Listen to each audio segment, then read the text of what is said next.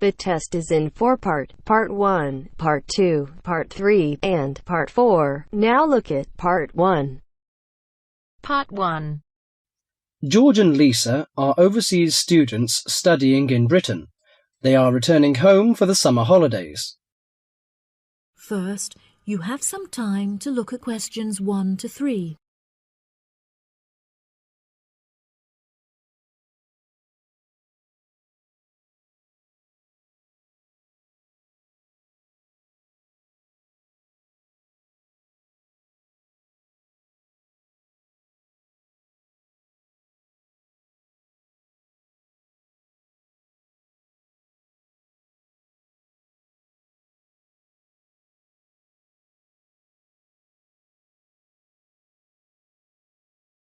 That'll be $23. Right, there's your change. Have a nice trip.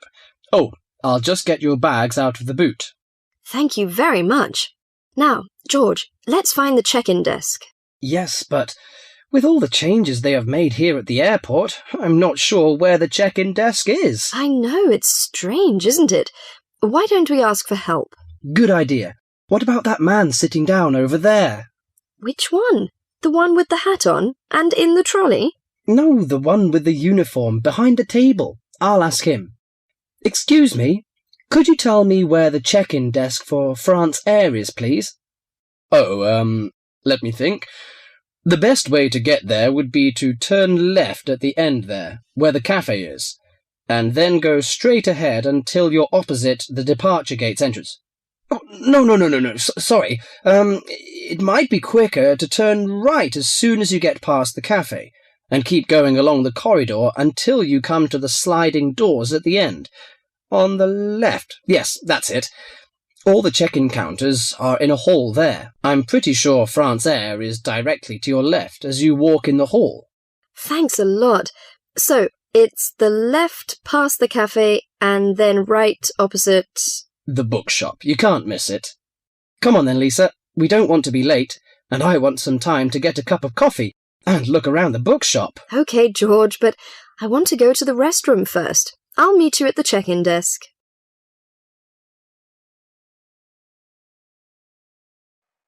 Before you hear the rest of the conversation, you have some time to look at questions 4 to 10.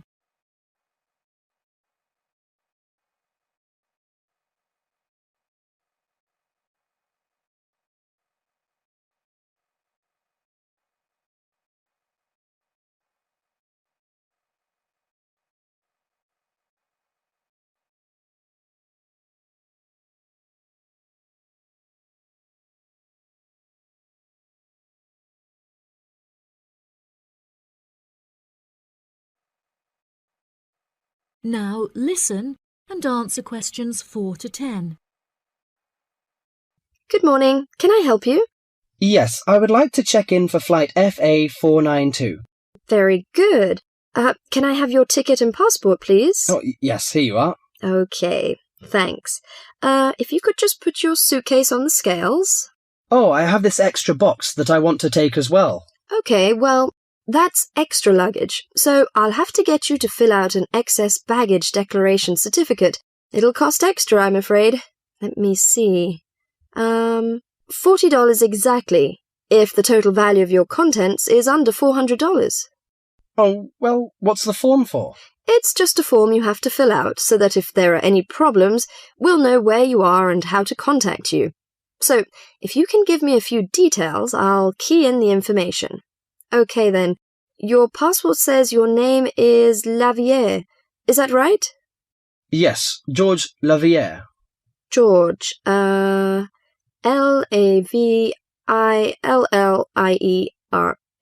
Good.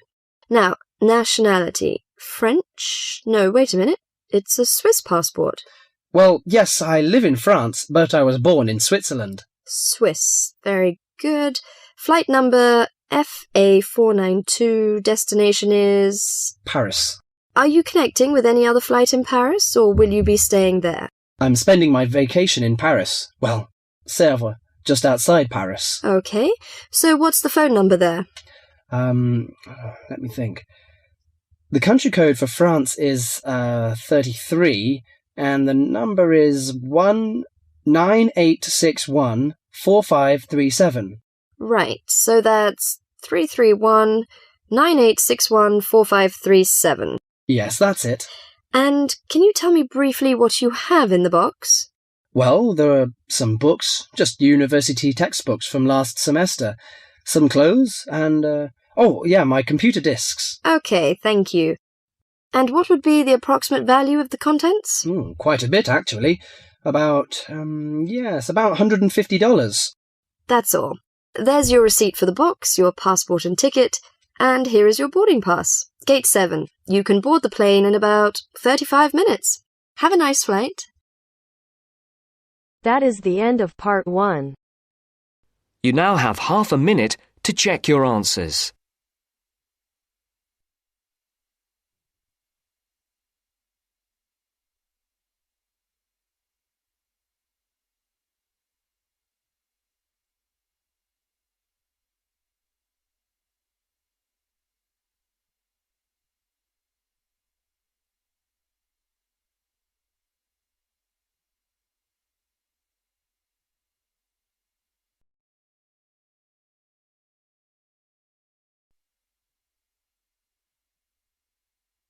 Now turns to part 2.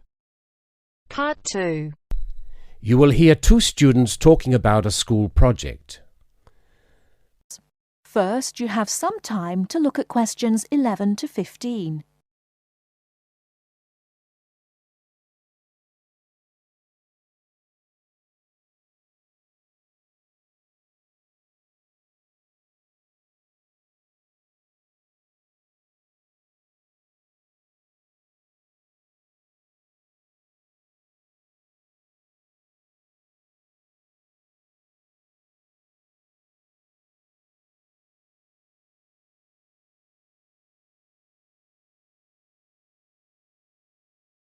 Now, listen carefully and answer questions 11 to 15.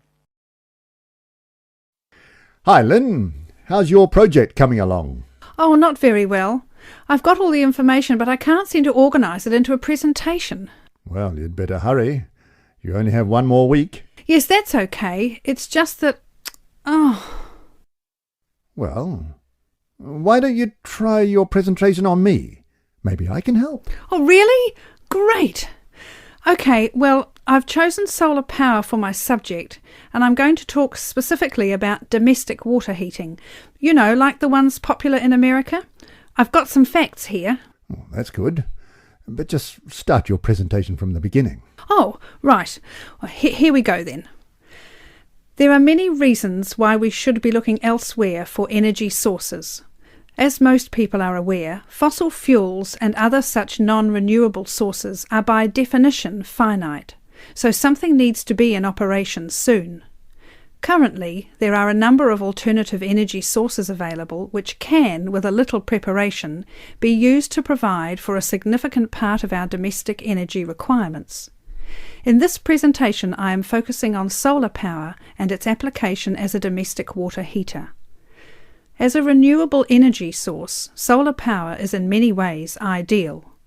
The amount of the sun's energy which reaches the earth every minute exceeds the energy that the global population consumes in a year. Although scientists argue that it is not finite, sunlight is certainly a long-lasting resource which is not depleted through use, and solar power converters use this energy without needing any complex moving parts.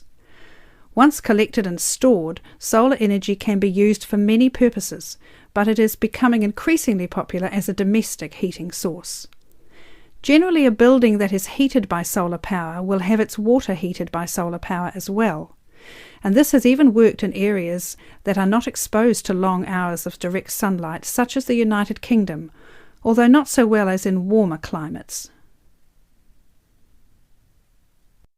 Why have you stopped? Well, that's all I've got so far. Oh, well. Start by talking about how effective it is. Oh, okay. Well, there are a number of factors that influence how efficient solar power can be. The first, obviously, is the amount of sunlight, and this is dependent on season, time of day, and climate. Although the UK has something of a bad reputation for sunshine, it is actually quite productive during some parts of the year. Given a sufficient size of solar panel and water storage tank, solar power can provide all of our water heating requirements in June and July, and even provide the majority until October. From October to the end of the year, this figure falls dramatically. December is the least productive, being able to supply less than 5% of the average household's hot water requirement.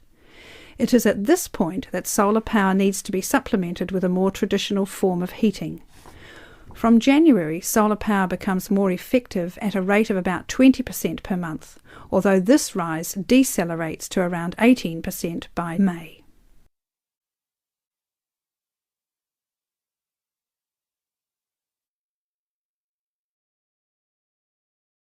Before you hear the rest of the talk, you have some time to look at questions 16 to 20.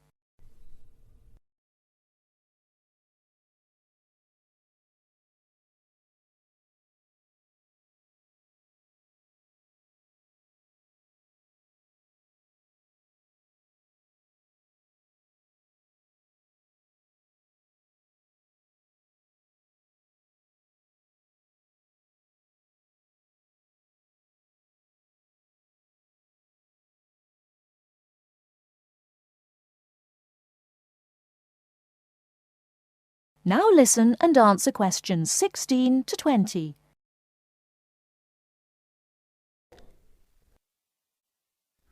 Now say something about this water heater. Do you have any information about that? Oh yes, I've got an illustration of a water tank here. Well, that's good, but you'll have to describe it. Right.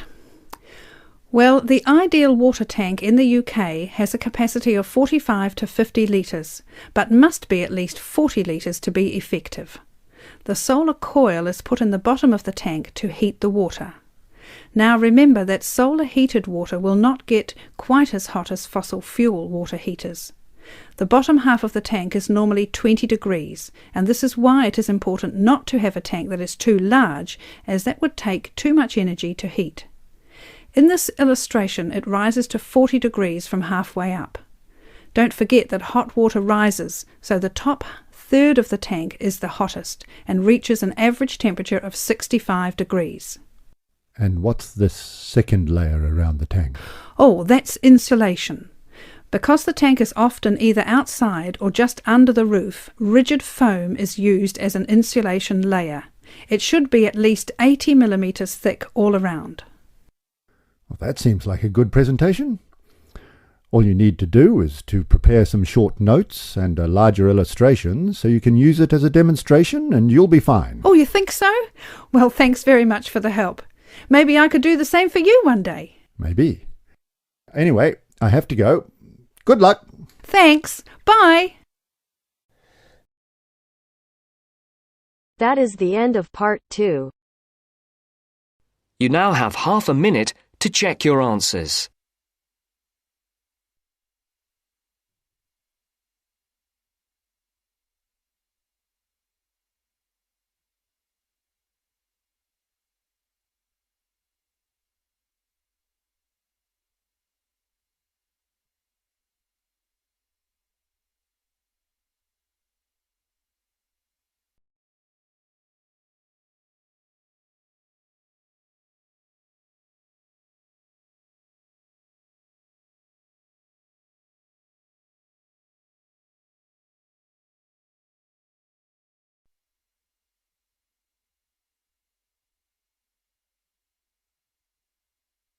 Now turns to part 3. Part 3. You will hear a radio program in which the speakers discuss the importance of looking after old people in winter. First, you have some time to look at questions 21 to 24.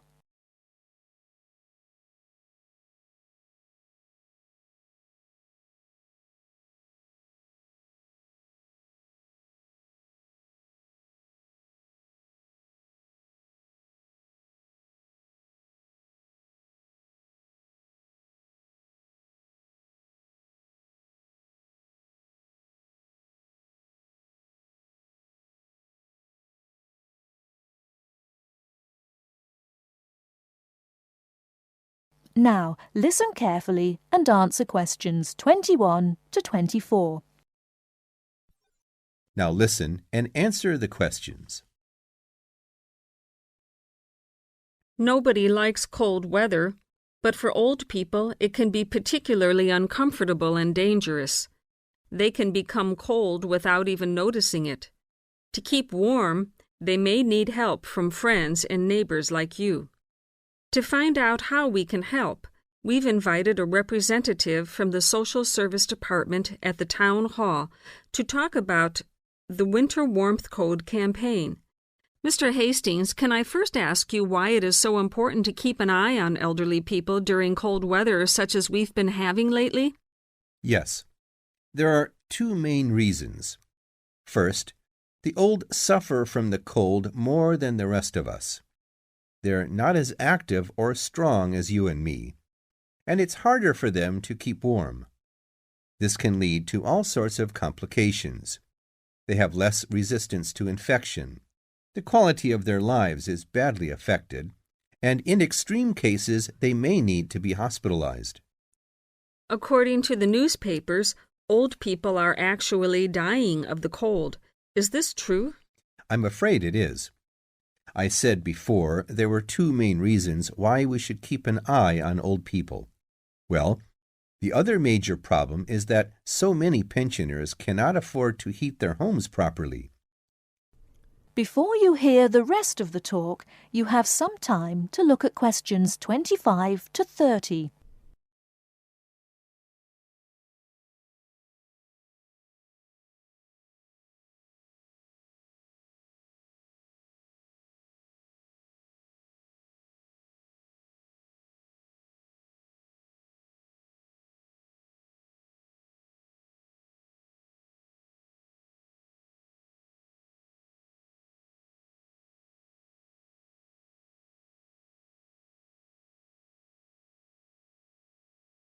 Now listen and answer questions 25 to 30.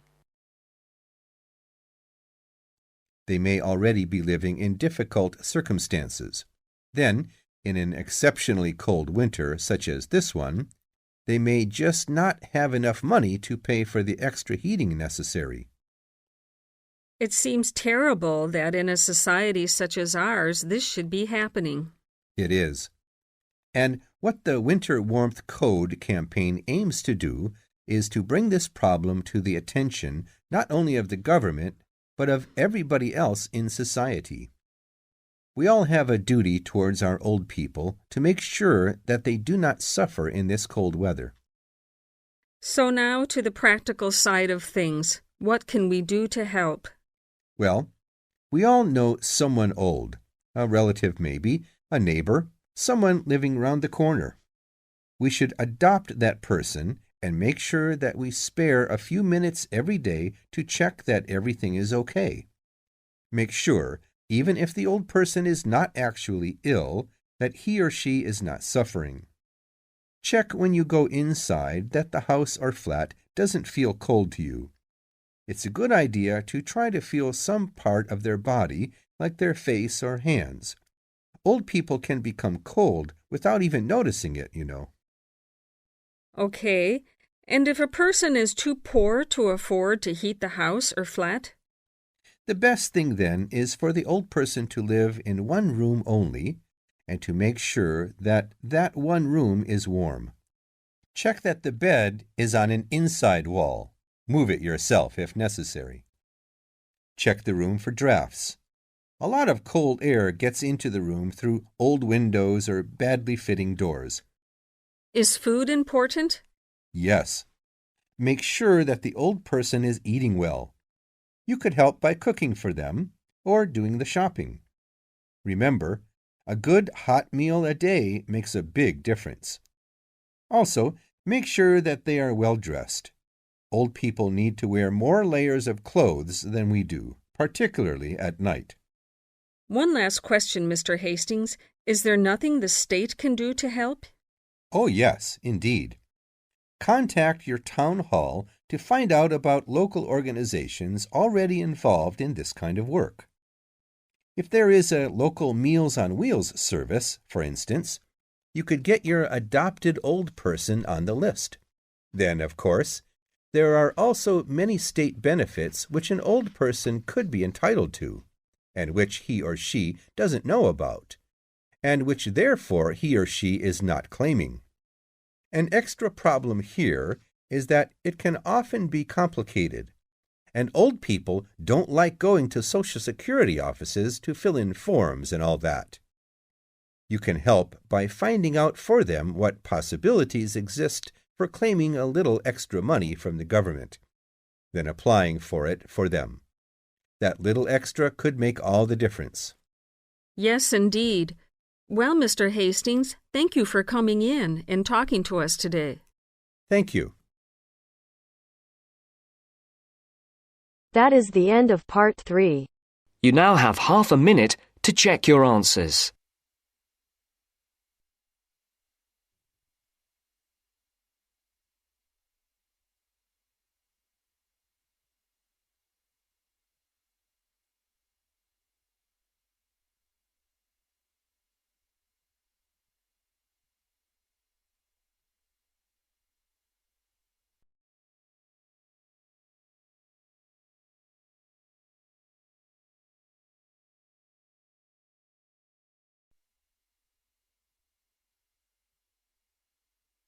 Now turns to part 4.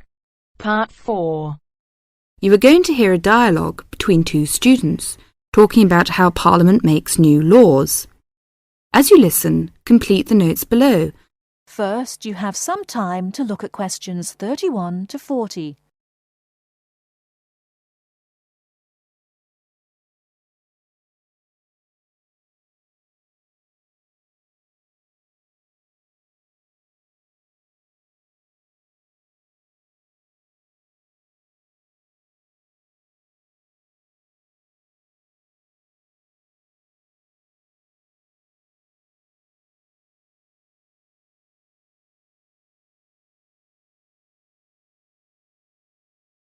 Now, listen carefully and answer questions 31 to 40.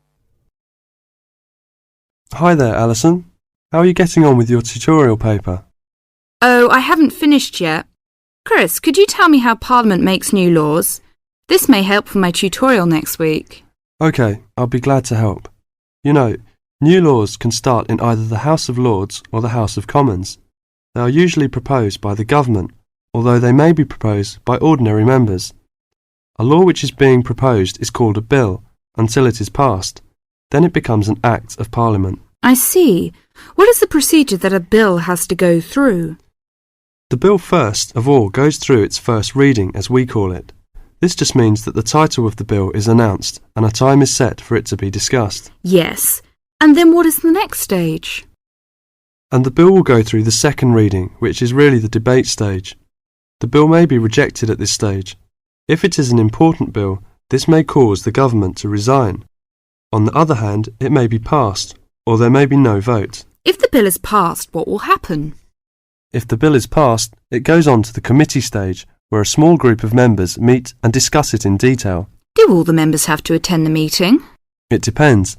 For certain important bills, the whole House can turn itself into a committee, which means that the detailed discussion is carried on by all the members. When the committee has finished its work, it reports the bill and with all the changes that have been made to the House. The bill is discussed again at this stage.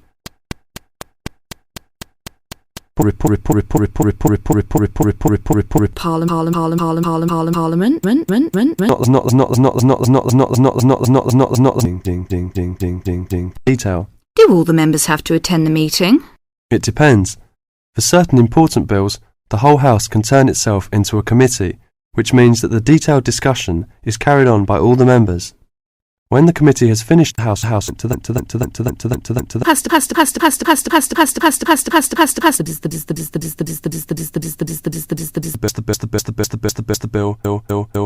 bill may not become law until the royal assent has been given, but this does not mean that the Queen decides on what will become law and what will not. It is understood that the Queen will always accept bills which both houses have passed. When the Queen gives her assent, the bill becomes an act, and everyone that it affects must obey the new law. I see. Thank you for all that information. That is the end of part 4. You now have half a minute to check your answers. Our hearts beat to the city streets. We began to feel the fire. We rise like tall buildings as the chemicals, they take us higher. The night's young, it has just begun as she puts her hand in mine. We wanna chase the night, wanna dance to the light, pull the stars from the sky, just two hearts running wild. Never sleep, never stop, as we shout from the top. We're gonna be two hearts running wild.